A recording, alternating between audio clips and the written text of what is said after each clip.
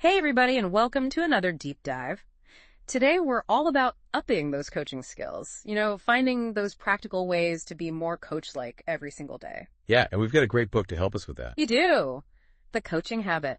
Say less, ask more, and change the way you lead forever. By Michael Bungay Stanier. Exactly. And this book is all about building that simple but powerful habit of asking more and telling less. It's a Wall Street Journal bestseller, too. Oh. Over 500,000 copies sold. Wow. So clearly lots of people are trying to get better at this whole coaching thing. I mean, I think we all know we should be coaching more, but actually making time for it, that's a whole other story. It is. And that's why this book is so valuable. It really tackles those common traps that leaders fall into, like those vicious circles. Vicious circles. Okay. I'm intrigued. Tell me more about these. Well, like overdependence. Okay. Overwhelm. Yeah. And feeling disconnected from the work that really matters. The stuff that makes you feel like you're making a difference. That overdependence thing, oh my gosh, that resonates with me. I had a team member once, brilliant, but relied on me for every single decision. I thought I was being helpful. It totally backfired. Yeah. It's a classic pattern. We think we're supporting our team by always jumping in with solutions, but really all we're doing is creating more reliance. Right. But this book, it gives you the tools to break that cycle. Asking the right questions, empowering your team to find their own answers. Like what kind of tools are we talking about? Well, for example, it lays out 7 essential questions. Okay, I like the sound of that. 7 essential questions, that sounds manageable. Right, and they're simple enough to use in those everyday conversations, even the short ones. And the idea is that these questions, just by using these questions, you can become a better, more effective leader. That's what the book argues. And the thing is, these questions aren't just random. They're carefully designed. They're designed to make you, as the leader, work less hard. Okay, you had me at work less hard. So how does that actually work? Like, how can asking questions make me work less hard? Well, they're designed to help you have more impact, too. So it's like working smarter, not harder. All right. I'm officially on board. So let's get into those questions. Give me an example. Let's say I've got a team member who's consistently missing deadlines. How would I use these questions to coach them instead of just trying to fix things for them? Well, the first question the book suggests is, what's on your mind? What's on your mind? Yeah, okay. It's a great starting point for pretty much any situation. It's open-ended. It gives them space to share, without feeling interrogated. Right. But what if they just say, the usual stuff? How do you get them to go a little deeper than that? Well, that's where the beauty of "and what else" comes in. And what else? Yeah. Okay. Sounds simple, right? But it's surprisingly powerful. So every time they give you an answer, you just keep asking, and what else? Okay. I can see how that would get them to think a little bit more. Yeah, it forces them to dig deeper and often uncovers things that they might not even have realized were relevant. Right, because sometimes you don't even realize what's actually holding you back. Exactly. It's like you have to sort of talk it out sometimes. Yeah, and it also helps to tame that advice monster. The advice-ster. The book talks about this, that urge we all have to jump in with solutions before we really understand the situation. Oh yeah, the advice monster. We've all met that monster. It's like it can smell a problem a mile away and just has to offer a solution, even if no one asked for one. It's so tempting. It is. To play the rescuer. It feels good, right? Right. But often the best way to help is to resist that. Yeah. And stay curious. And what else? That keeps you in that curious mindset. It guides the conversation, but without taking over. Okay, I like that. So it's about asking, and what else? But what if they're being vague? What if they're kind of, dancing around the real issue? How do you get them to focus on what's actually holding them back? Well, that's where the book's focus question comes in. What's the real challenge here for you? Well, what's the real challenge here for you? Notice the phrasing. It's not just what's the problem. Right. It's specifically about the challenge.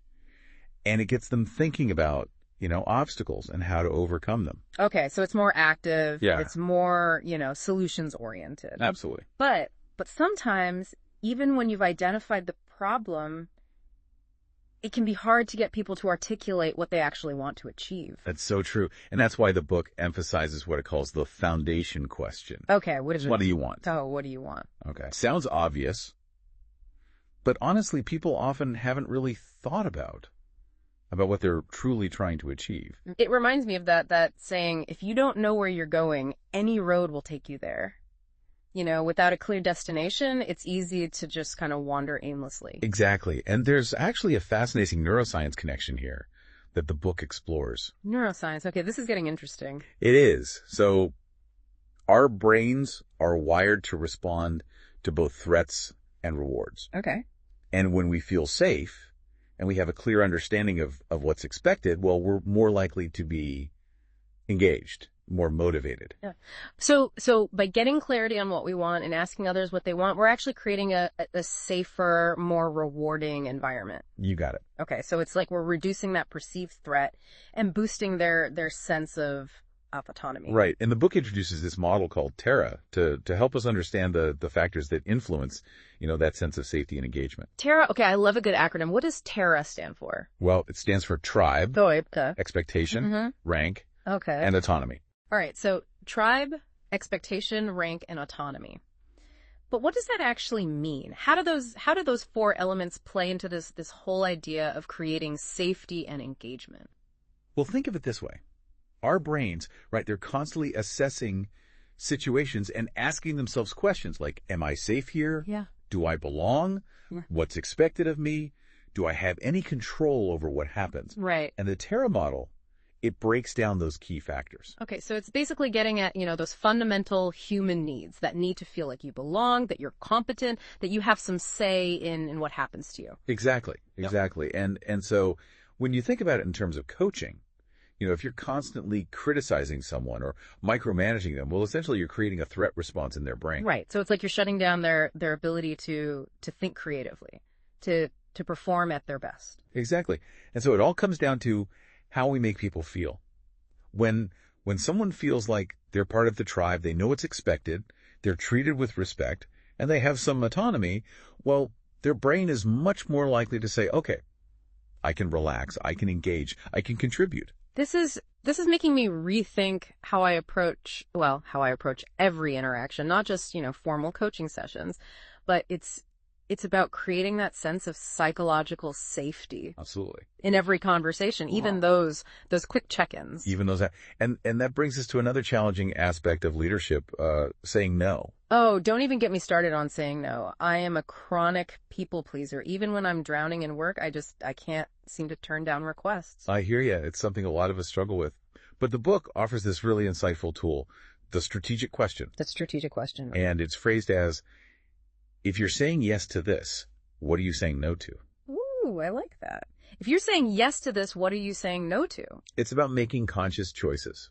So it's not just about like avoiding conflicts in my schedule or, making sure I have enough time to get everything done. It's about thinking strategically about, what am I willing to sacrifice, by saying yes to something new. You got it. Every yes has an implicit no attached to it. Right.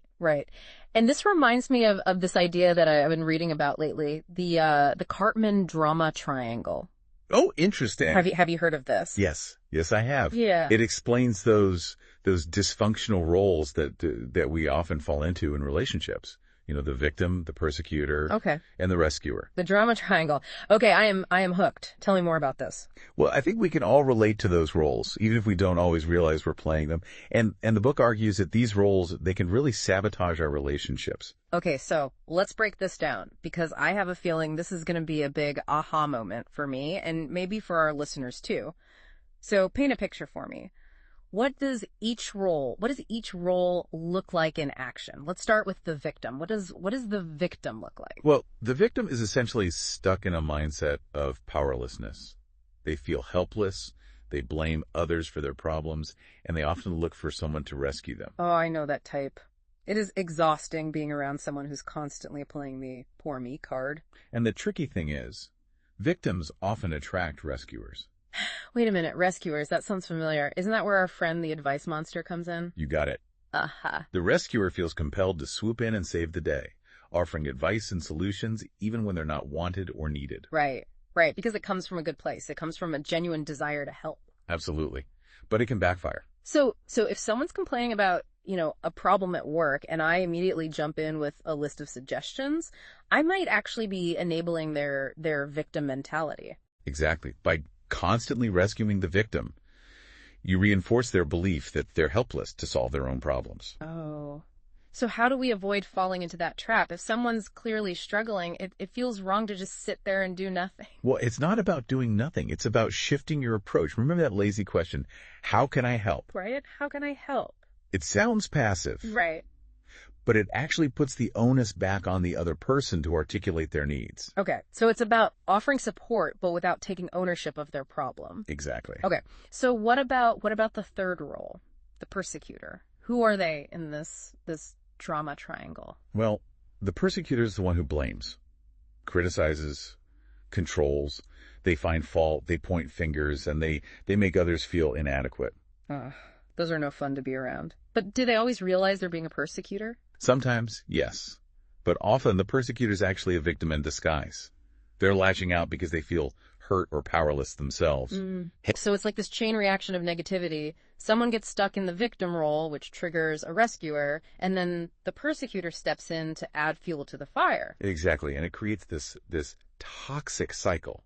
Yeah. That can be really difficult to break. So how do we escape this drama triangle? Is it even possible to shift these dynamics once they're in play? It's definitely possible, but it takes awareness Yeah. and effort.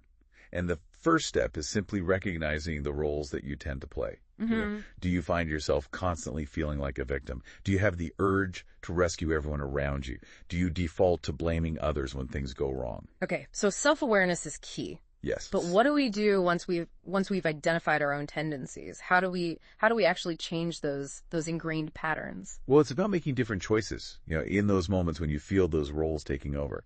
Instead of blaming or rescuing, focus on understanding the other person's perspective. Ask those empowering questions. And remember, the way you phrase things matters. Right. So instead of saying what's wrong, which might, trigger that victim mentality, I could say, what's the biggest challenge you're facing right now?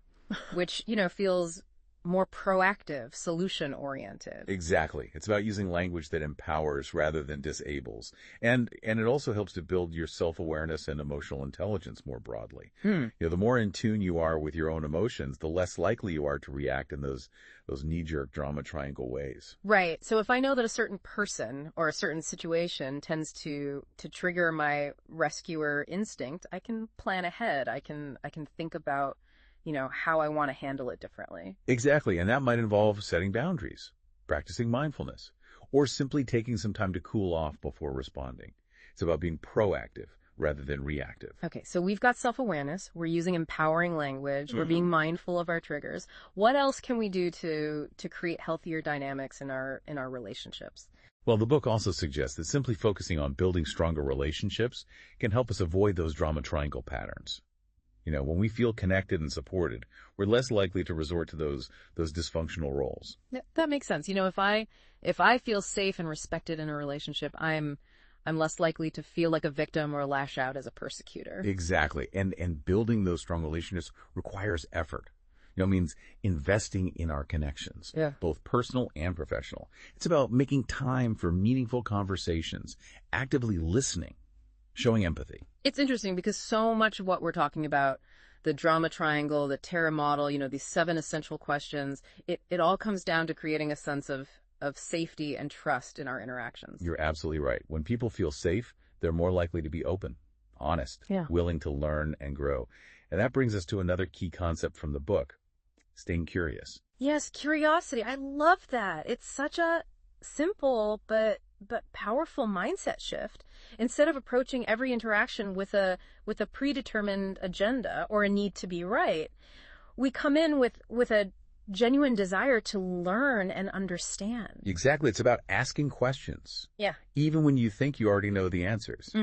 It's about resisting those assumptions, those judgments that can cloud our perceptions. It's like we're putting on a detective hat and saying, okay, let's gather all the evidence before we jump to conclusions. And when we're genuinely curious, we're more likely to see things from different perspectives. Yeah. And find creative solutions that we might have missed otherwise. It's about embracing that growth mindset and being open to new possibilities. And I think that this is where those 7 essential questions really shine. They're all about sparking curiosity, guiding the other person towards their own insights. You got it. This is getting me so pumped to put all of this into practice. Me too. Now, in the next part of our deep dive, we'll explore how these questions can be applied in specific scenarios and share some real life examples to help you, you know, integrate them into your daily life. I am ready for those examples. I think you'll find them really helpful. Stay tuned. We got a lot more to unpack. Welcome back. I'm still thinking about that Terra model from the last part. It really makes you think about the impact our interactions have on people, even the subtle ones. It is pretty powerful. Yeah. And, you know, it really highlights how important it is to be intentional about the environment we create as leaders. Yeah, for sure. Especially in those everyday moments that you might not even think of as coaching. Right. You mentioned the Cartman drama triangle at the end of the last part. I definitely want to dig into that. Okay. Because I'm all about those aha moments, the ones that help me understand myself and my own patterns better. I think this one will resonate with a lot of people. I think so too. So tell me, what is this drama triangle all about? Well, it's this concept that, explains the roles we often fall into in relationships, those dysfunctional roles. Okay. And these roles can really prevent us from communicating effectively. The victim, the persecutor, and the rescuer. Okay, so paint a picture for me. Yep. What does each role look like in action? Let's start with the victim. Yeah. All right. So, the victim. They're stuck in this mindset of powerlessness. They feel helpless. They often blame others for their problems. Oh, yeah. And they're constantly looking for someone to rescue them. Yeah, I know that type. It is exhausting being around someone who is just constantly playing the poor me card. Yeah. And the tricky thing is that victims, they tend to attract rescuers. Rescuers? Yeah. Wait a minute. Rescuers. Doesn't that sound a little bit familiar? Isn't that where our friend the advice monster comes in? Exactly. Okay. The rescuer, they feel this need to jump in. Right. Save the day. Right. Offer solutions, even when they're not wanted or needed. Right. Because they mean well. They really do want to help. They do. It often comes from a good place, but it can backfire. So if someone's complaining about a problem at work and I immediately jump in with a list of suggestions, I might actually be enabling that victim mentality. You might be, rather than helping them find their own solution. Oh, so how do we avoid falling into that trap? Because if someone's clearly struggling, it feels wrong to just do nothing. Right. Well, it's not about doing nothing. It's about shifting your approach. Remember the lazy question. How can I help? Right. How can I help? It sounds passive. Yeah. But it actually puts the responsibility back on the other person. Okay. To actually tell you what they need. Okay. So it's about offering support, but without taking ownership of their problem. Okay. Right. What about the third role? The persecutor. Who is that in this drama triangle? Well, the persecutor, that's the one who blames, criticizes, controls. Okay. Finds fault, points fingers, makes other people feel inadequate. I know the type. Not fun to be around. They can just suck the energy right out of a room. But do they always realize they're being a persecutor? Sometimes. Yeah.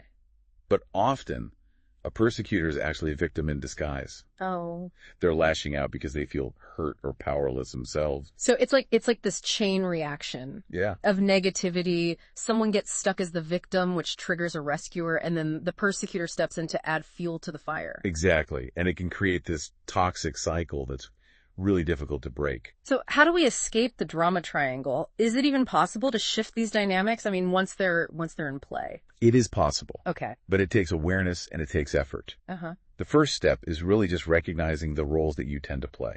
Do you find yourself feeling like the victim? Okay. Do you feel the urge to rescue everyone around you? Okay. Do you default to blaming others when things go wrong? Okay, so self-awareness is key.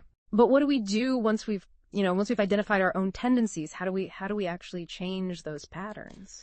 Well, it's about making different choices in those moments when you feel those roles taking over. Yeah. Instead of blaming or rescuing, focus on understanding the other person's perspective. Okay. Ask those empowering questions. And remember, the way you phrase things matters. Right. So instead of saying what's wrong, which kind of triggers that victim mentality, I could say, what's the biggest challenge you're facing right now? Which feels more proactive, right? More solution-oriented. Exactly. It's about using language that empowers rather than disables. And it also helps to build your self-awareness and emotional intelligence in general. The more in tune you are with your own emotions, the less likely you are to react in those, knee-jerk trauma triangle ways. Right. So I know that a certain person or situation tends to trigger my rescuer instinct. I can plan ahead and think about how I want to handle it differently. Right. And that might involve setting boundaries or practicing mindfulness, or just simply taking a moment to cool off before you respond. It's about being proactive rather than reactive. Okay, so we've got self-awareness, we're using empowering language, we're being mindful of our triggers. What else can we do to create healthier dynamics in our relationships? Well, the book suggests that just focusing on building stronger relationships can really help us avoid those drama triangle patterns in the first place. When we feel connected, when we feel supported, we're less likely to resort to those dysfunctional roles. That makes sense. You know, if I feel safe and respected in a relationship, I'm less likely to feel like a victim or lash out as a persecutor. Exactly. And building those strong relationships takes effort. It means investing in our connections, both personal and professional. It's about making time for meaningful conversations, actively listening, showing empathy. It's interesting because so much of what we're talking about, the drama triangle, the Terra model, the 7 questions, it all comes back to creating that sense of safety and trust. You're absolutely right. When people feel safe, they're more likely to be open and honest and willing to learn and grow. And that brings us to another key concept from the book, staying curious. Yes, curiosity. I love that. It's such a simple but powerful mindset shift.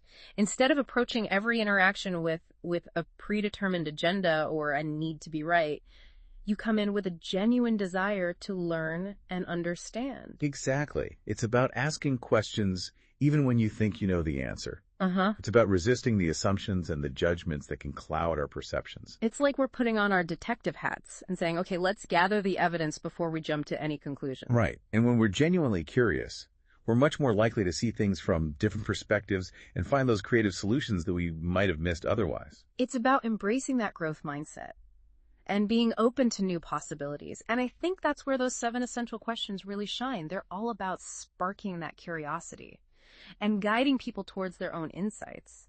You got it. Now, in the next part of our deep dive, we're going to explore how these questions can be applied in specific scenarios, and we'll even share some real-life examples to help you integrate them into your daily life. I am ready for those examples. I think you'll find them helpful. Welcome back to the deep dive. It's time to put these coaching concepts into action. I'm excited to see how these 7 essential questions can actually play out in real life. Yeah. It's one thing to understand the theory, but the real transformation happens when you actually start applying them. Yeah. To those everyday challenges. Right. So let's jump into some scenarios. I'm thinking we start with a classic workplace dilemma. Let's say you've got a team member who's brilliant, really talented, but consistently struggles to meet deadlines. My old manager self would have just jumped right in there, micromanaging, offering all kinds of unsolicited advice about time management and all that. Oh, I can relate to that. But remember, the coaching approach is about empowering people to find their own solutions. So instead of leading with advice, try starting with that open-ended kickstart question. What's on your mind? What's on your mind? Okay. It's such a simple question, but it creates that space for them to share what's really going on, without feeling like they're being put on the spot. Right. But what if they just give you a vague answer or a surface level answer? I mean, how do you get them to go a little deeper? Well, that's when you bring out, and what else? The magic of and what else. Right. So simple, but so powerful. It is. It's like this gentle nudge. It encourages them to think a bit more deeply about the situation. Right. And they'll often end up identifying their own roadblocks and potential solutions just by talking it through. It's like you're helping them untangle a knot rather than trying to, force it open. Exactly. Okay. Now, let's say they're still struggling to figure out the root cause of those missed deadlines. That's where the focus question comes in, right? That's right. What's the real challenge here for you? What's the real challenge here for you? Well, okay, so it's not just what's the problem. Right. It's about getting them to really own the challenge. Okay. And think about how to overcome it. So the phrasing is really important. It is. Okay, and once they've identified that real challenge, then what? Then we can move on to the foundation question. What do you want? Right, to help them clarify that desired outcome. Exactly. So instead of me dictating solutions, they're defining their own goals, taking ownership of the process. Exactly. Now, let's step outside the workplace for a minute. Mm-hmm. Imagine a friend is wrestling with a big life decision. Maybe they're feeling overwhelmed, unsure which path to take. Oh, this is where my advice monster would be on full alert. just bursting with suggestions. Have you thought about this? And you should definitely do that. I get it. But remember, the most supportive thing you can do is actually resist that urge. Tap into your curiosity. Yeah. Just start by acknowledging their feelings. Okay. And asking, what's on your mind? Okay, what's on your mind? So just showing them that you're present, that you're really listening without trying to, minimize their experience or jump in with premature solutions. exactly. Yeah. And then, once again, and what else? Right. Can be your best friend. And what else? Okay. Helping them unpack their thoughts, explore different perspectives. It's like you're creating a safe space for them to brainstorm, to process their emotions. Exactly. And if they're, if they seem paralyzed by indecision, you can gently nudge them towards clarity with that focus question. What's the real challenge here for you? Yeah. Helping them cut through all the noise and really pinpoint what's holding them back. Right. And then once they've identified that core challenge, they can move on to what do you want to get clear on that desired outcome. I'm starting to see how these questions can be applied to almost any situation, whether it's, navigating a conflict at work or supporting a friend through a tough time, or even just working through my own personal challenges. That's the beauty of it. It really is a versatile toolkit for life. It's about being more intentional, I think, with our communication. Yeah. Shifting from a mindset of telling to asking, from solving to empowering. Absolutely. And remember, it's a journey. It's not a destination. So be patient with yourself. Practice these questions, regularly. And celebrate those small wins along the way. Well, this deep dive has been a real eye-opener. I feel like I'm walking away with a whole new approach to communication and leadership. I'm so glad to hear that. And remember, these 7 questions are just the starting point. As you become more comfortable with this coaching approach, you'll find yourself naturally asking other empowering questions that really fit the situation. It's about developing that coaching mindset. It is. That curiosity, that genuine desire to help other people unlock their potential. And that's something we can all benefit from, whether we're leading teams or supporting loved ones or just navigating our own life's journey. Well, thank you for joining us on this deep dive into the coaching habit. I hope you feel as inspired as I do to put these powerful questions into practice. I have no doubt you will. And remember, the power of asking is within each of us. So go out there, embrace curiosity, unlock potential, and change the way you lead forever.